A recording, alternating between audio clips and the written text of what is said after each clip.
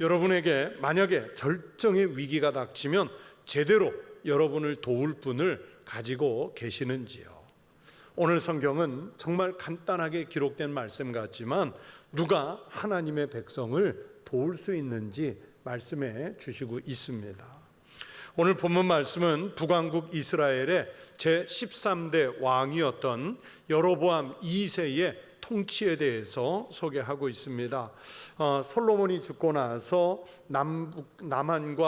남쪽 이스라엘과 북쪽 이스라엘이 분열이 됐는데, 남쪽 유다는 솔로몬의 아들인 르호보암이 아버지 솔로몬의 뒤를 이어서 왕위에 올랐고, 북왕국은 백성의 지도자들 가운데 한 사람이었던 여로보암이라고 하는 사람이 12지파 가운데 10개의 지파를 거느리고 새로운 왕조를 열었습니다. 그렇게 남북 왕국이 분열이 됐고, 우리가 성경을 읽을 때 북왕국 이스라엘을 이스라엘이라고 부르게 됐고, 남왕국 이스라엘을 유다라고 부르게 됐습니다. 솔로몬이 죽고 나라가 이렇게 남북으로 분리된 후 이스라엘의 첫 왕의 이름이 여로보암이에요. 그리고 오늘 본문의 주인공으로 등장하는 13번째 제13대 왕의 이름도 마찬가지로 여로보암이에요. 이름이 같기 때문에 오늘 본문의 주인공 여로보암을 그냥 편의상 신학을 공부할 때 여로보암 2세라고 이렇게 이름을 붙여 부릅니다. 오늘 본문 속에 여로보암 2세에게는요 다른 왕들과 다른 몇 가지 특징이 있습니다. 첫째는 북왕국 이스라엘 역사에서 가장 오랫동안 왕위에 있었습니다. 오늘 본문 23절에 보시면 여로보암 2세는 왕으로서 41년을 재위했습니다. 여로보암이 사마리아에서 왕이 되어 41년간을 다스렸으며 이 기간은 북왕국 왕 중에서는 제일 오랫동안 통치한 기록입니다. 또 두 번째 특징은 북왕국 이스라엘 역사에서 나라를 가장 번성하게 만들어줬던 왕이 바로 이 본문 속의 여로보암 2세 왕입니다. 여로보암 2세는 다윗 왕과 비교될 만큼 아주 강력한 통치력을 발휘했습니다. 그래서 경제적인 면에서도 무역과 산업을 통해서 제일 융성하게 했습니다. 그리고 나라의 영토도요 다윗 시대, 솔로몬 시대에 비견될 만큼 가장 넓은 땅을 차지했던 시대입니다.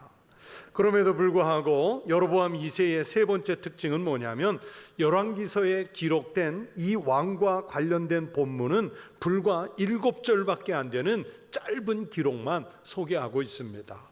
통치 기간도 길고요, 나라도 융성하게 했고 나라의 영토도 그렇게 크게 확장시킨 왕인데, 여로보암 2세에 대한 기록은 인색하게 오늘 본문으로 읽은 23절부터 29절까지 7절밖에 되지 않습니다. 여러분, 왜 그랬을까요? 분명 어떤 의도가 있을 것 아니겠어요? 역사를 기록하는 사관들의 잣대 기준으로 보면 이런 왕에 대해서는 어느 때보다도 많은 지면을 할애해서 상세하게 기록해서 후세의 사람들에게 우리나라에 이렇게 융성하던 때가 있었다, 그것을 가르쳐서 자부심을 갖게 해 주어야 되는 것 아니겠어요? 그런데 오늘 본문은 그런 역사의 서술 방식에 맞지 않게 아주 짧게 정말 간단하게 소개하는 것 정도로만 그치고 있습니다. 무슨 의도가 있을까요? 그것은 오늘 본문 24절의 진단처럼 여호와 보시기에 악을 행하여, 이 말씀 때문입니다. 여호와 보시기에 악을 행하여 이스라엘에게 범죄하게 한 느밧의 아들 여로보암의 모든 죄에서 떠나지 아니하였더라. 여러분, 이 24절에서 느밧의 아들 여로보암이 바로 첫 번째 여로보암이에요. 이 북왕국 이스라엘의 초대 왕인 여로보암이 나라를 개국하기는 했지만은 자기 백성들이 남쪽의 유다의 예루살렘으로 가서 하나님께 제사 드리는 것을 하지 못하도록 막으려고 했고요, 또 대신에 단이라고 하는 곳에, 베델이라고 하는 곳에 금송아지로 신상을 만들고 제단을 쌓고는 이 금송아지가 바로 우리를 애굽 땅에서 이끌어내 주신 여호와 하나님이다, 여기에 예배하자, 그러면서 그 우상을 하나님이라고 우기면서 거기에 제사를 지내도록 유도를 했습니다. 그리고 산당을 곳곳에 세우고 백성들이 우상 숭배하는 일을 말리지 않고 오히려 이렇게 적극적으로 장려한 왕이 느밧의 아들 여로보암이었어요. 그래서 이스라엘의 후대 왕들이 타락하고 범죄하면 늘 비교하는 사람이 누구였냐면, 성경을 보면 느밧의 아들 여로보암의 죄에서 떠나지 아니하였다, 이 말씀이 열왕기서에 얼마나 많이 반복되는지 모릅니다.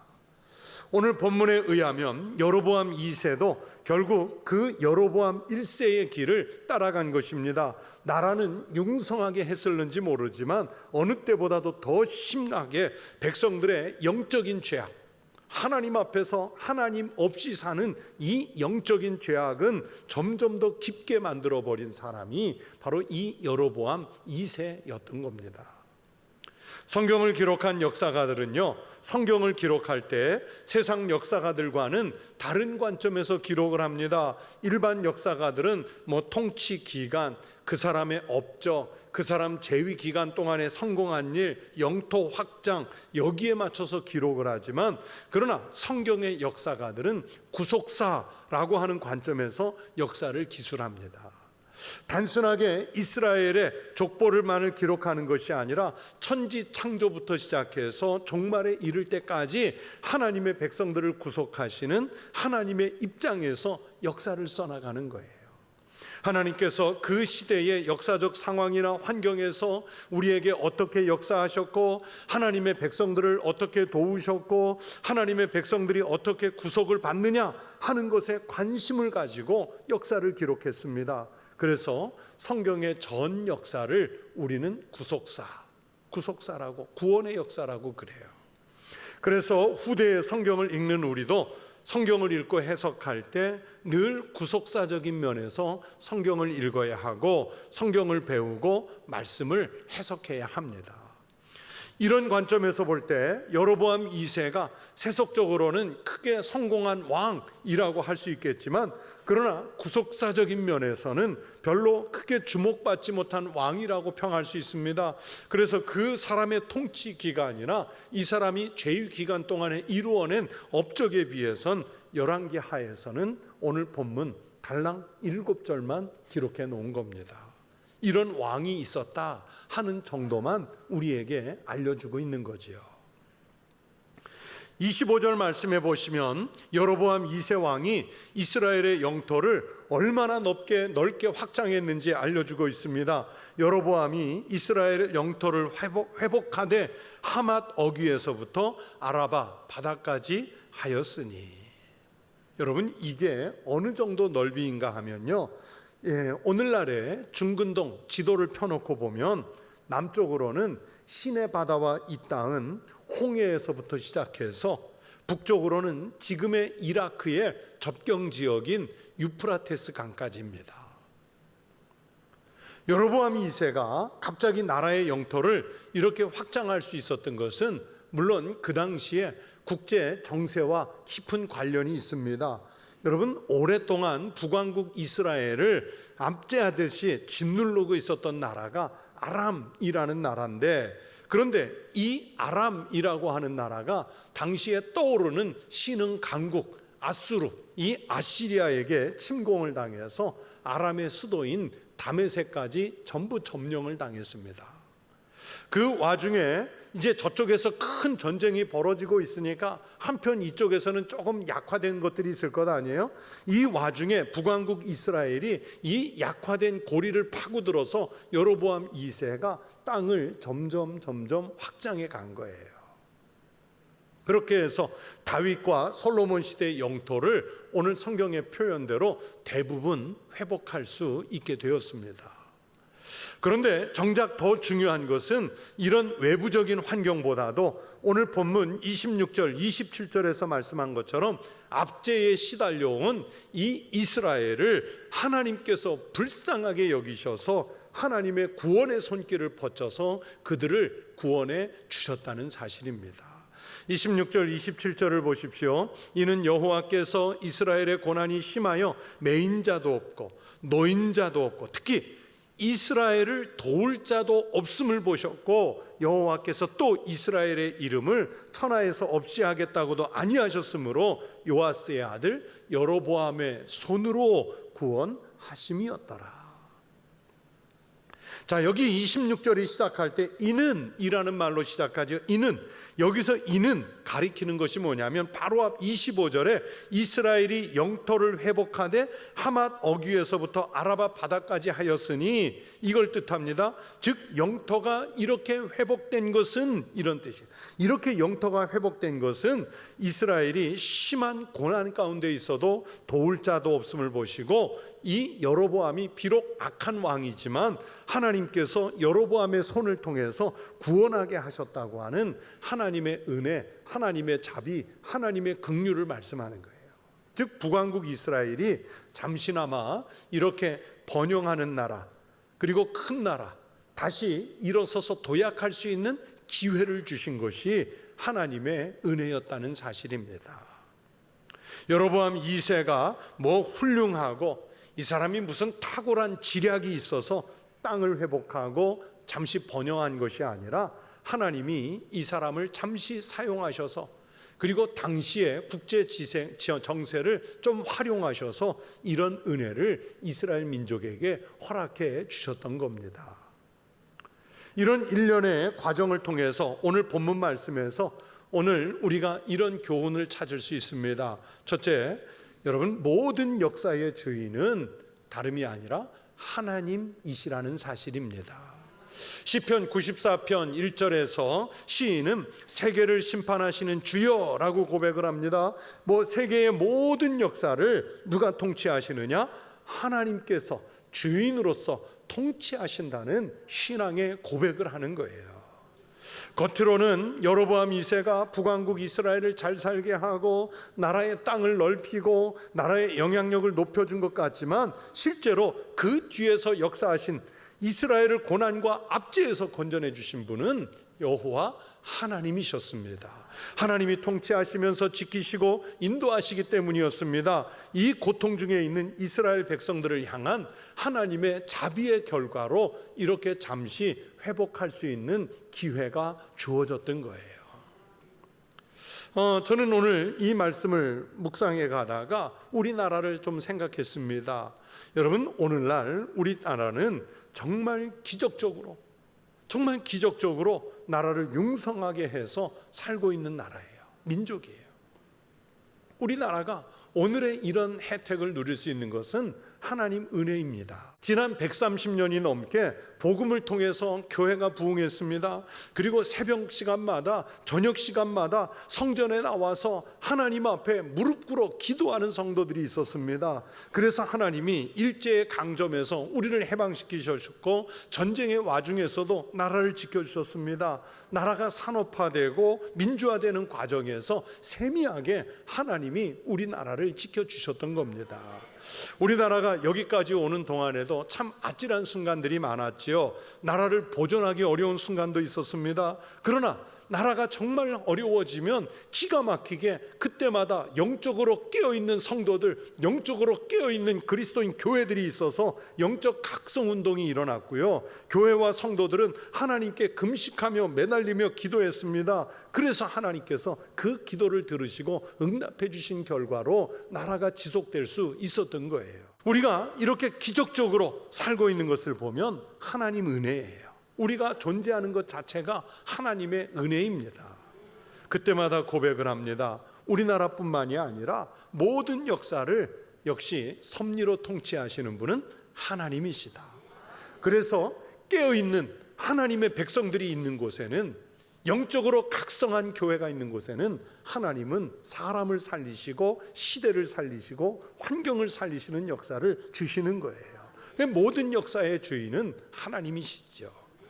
우리가 지금 위기의 시대를 살고 있는데, 이럴 때 우리 그리스도인들이 다시 한번 하나님께서 임재하시고 직접 통치해 주시도록 우리가 구해야 할 때입니다. 여러분, 위기 앞에서 위기다 말만 하고 있는 것이 아니라 우리는 그리스도인이잖아요. 하나님의 통치를 믿는 사람들이잖아요. 그렇기 때문에 이때 우리가 다시 깨어서 하나님 앞에 영적으로 무릎 꿇을 때 하나님께서 이스라엘을 회복해 하신 것처럼 회복하는 기회를 다시 주실 줄로 믿습니다. 또 두 번째 교훈은 뭐냐면, 인생의 참된 평가는 하나님의 기준에 의해서 결정이 된다는 사실을 기억해야 됩니다. 여러분, 이 당시의 사람들이 보기에 여로보암 2세는 매우 뛰어난 업적을 남긴 통치자로 보였을 거예요. 보세요, 나라를 부강하게 했지요. 다윗과 솔로몬 시대 영화를 회복해가는 것 같습니다. 그러나 이 사람은 하나님 보시기에 악한 사람이었어요. 오늘 성경이 말씀하잖아요. 악한 사람이었어요. 우리에게 중요한 것은 사람이 우리를 어떻게 평가하느냐, 이것이 아니라 과연 하나님께서 우리 한 사람 한 사람, 또 시대적 교회를 보시면서 어떻게 평가하느냐, 이게 중요한 내용입니다. 여러분, 진시황을 잘 아시죠? 진시황이 누굽니까? 중국 역사에서 중국을 처음으로 통일한 왕입니다. 이 사람이 나라의 이름을 진나라라고 했는데, 그 이름이 오늘날 중국을 영어로 말하는 차이나 할 때 그 진에서 따온 거예요. 나라를 통일했어요. 경제를 부강하게 했어요. 특히 진시황의 업적 중에 우리 북경에 가서 보면 만리장성이 있잖아요. 만리장. 제가 만리장성 올라가서 거기를 걸으면서 이런 생각을 했던 적이 있어요. 야, 그 악독한 왕 진시황이 만들어 놓은 이 만리장성 때문에 오늘날 후손들이 관광 수입을 어마어마하게 얻는구나. 우리는 이런 조상이 없나. 하지만 역사는요, 그런 업적을 만들어 놨어도 진시황을 뭐 훌륭하다거나 선한 왕으로 기억하지 않습니다. 아주 독한 사람, 권력과 장수할 욕심이 가득한 사람, 자기 폭정으로 무수한 사람을 아주 잔혹하게 죽인 왕, 이런 걸로 사람들이 기억하잖아요. 바로 여로보암이 그런 거예요. 우리는요, 역사적 평가도 중요하지만 하나님께서 평가하시는 것은 다름 아니라 영생의 문제, 신앙의 문제이기 때문에 여러분, 이 부분이 우리가 더 중요하게 받아야 합니다. 예수님께서 마지막 때에 각각의 사람들에 대해서 어떻게 평가하실 것인가를 말씀하셨습니다. 주님의 평가에 따라서 어떤 사람은 왕의 오른편에, 또 어떤 사람은 왕의 왼편에 놓일 거라고 그랬죠. 그러면서 오른편에 놓인 사람은 하나님께 칭찬을 받습니다. 내 아버지께 복을 받을 자들이요. 반대로 왼편에 놓인 사람들은 저주를 받은 자들아, 나를 떠나 마귀와 그 사자들을 위하여 예비된 영원한 불에 들어가리라. 그러면서 책망을 받아요. 여러분, 누가 주님의 오른편에 갈 사람이고 누가 주님의 왼편으로 갈 사람이냐, 여러분, 그 기준이 무엇인가 궁금하지요? 평소에 하나님의 뜻에 합당한 삶을 살았느냐, 아니면 반대로 자기 기준에 맞추어서 자기 마음 내키는 대로 살았느냐, 이게 기준이에요. 오른편에 놓인 사람들은 주님에게 언제 먹을 것을 주었는지, 주님에게 언제 마실 것을 드렸는지, 주님이 언제 헐벗었을 때 입힐 것을 드렸는지, 병들었을 때 언제 돌보아 드렸는지, 옥에 갇히셨을 때 언제 찾아뵀는지 몰라요. 평소에 그냥 신앙에 맞는 삶을 자연스럽게 살았을 뿐입니다. 말씀을 세상에서 실천하면서 살았을 뿐입니다. 주님이 기뻐하시는 뜻대로 살고자 했을 뿐입니다. 그랬더니 마지막에 주님이 평가하시기를 내 아버지께 복을 받을 자들이요, 이렇게 평가해 주신 거예요. 마찬가지로 저주받을 자들도요, 주님을 몰랐어요. 그냥 자기들이 언제 주님을 모른 척 했느냐고 묻지요. 그러나 그들은 자기 마음대로 사느라고 자기 옆에 와 계신 주님을 알아보지 못했던 겁니다. 신앙과는 상관없이 살다가 주님이 옆에 계셔도 그것을 눈치채지 못했습니다. 그러다가 심판을 받을 때에 결국은 왼편으로 분류돼서 영생이 망한 거예요. 여러분, 믿음을 단순하게 가지십시오. 단순하게 믿으세요. 많은 일을 하기보다는 우선순위를 정해서 정말 하나님 보시기에 제일 중요한 것부터 하십시오. 그래야 나중에 주님이 분별하실 때 여러분에게 후한 상을 주실 줄로 믿습니다. 주님이 나중에 우리를 평가하시는데 잘하였도다 착하고 충성된 종아 네가 적은 일에 충성하였음에 내가 많은 것을 내게 맡기리니 내 주인의 즐거움에 참여할지어다. 이런 평가를 받은 분들이 있을 겁니다. 그러나 다른 편에는요, 기껏 살아놓고도 기껏 교회 다녔다고 하고 기껏 평생 동안 그리스도인이라는 이름을 갖고 살았는데도 나중에 주님 앞에 섰더니 악하고 게으른 종아 이 무익한 종을 바깥 어두운 데로 내어 쫓으라. 거기서 슬피 울며 이를 갈리라. 이런 평가를 받을 수도 있어요. 여러분은 장차 주님 앞에 섰을 때 어떤 평가를 받기를 기대하시는지요? 여러분, 하나님께 칭찬을 받을 수 있도록 이 순간부터 하나님 보시기에 정직하고 신실하고 의로운 삶을 살아가는 성도 되시기를 바랍니다. 믿음의 자세를 흐트러뜨리지 않도록 늘 깨어서 긴장된 마음으로 살아가십시오. 여로보암 2세처럼 세상에서는 성공했지만 하나님께 인정을 받지 못한다면, 악한 사람이라 취급된다면 아무 소용없습니다. 그러나 하나님께 인정을 받는다면 결국에는 하나님 나라에서 영생을 얻게 될 줄로 믿습니다. 여러분, 하나님만이 우리 인생의 유일한 도움이 되십니다. 우리 가정이나 교회의 유일한 도움은 하나님 한 분이십니다. 나라도 주님이 도우실 때 오늘 이스라엘이 일어설 수 있었던 것처럼 성공할 수 있습니다. 하나님께 도움을 구하십시오. 그러면 주님이 도우십니다. 도움을 주실 뿐만 아니라 하나님의 백성으로 인정까지 해 주십니다. 성경이 우리가 누구의 도움을 받아야 하는지 분명하게 말씀하셨습니다. 내가 산을 향하여 눈을 들리라. 나의 도움이 어디서 올까? 나의 도움은 천지를 지으신 여호와에게서로다. 하나님께 인정받고 주님의 도움을 받는 성도 되시기를 축원합니다. 오늘 여러분을 힘들게 하는 것이 무엇입니까? 그것이 무엇입니까? 몸이 병든 것입니까? 경제적인 문제입니까? 아니면 살아가는 사람들 사이 속에서 관계의 문제입니까? 그 문제를 해결해 달라고 정말 간절한 마음으로 하나님께 기도해 보셨는지요?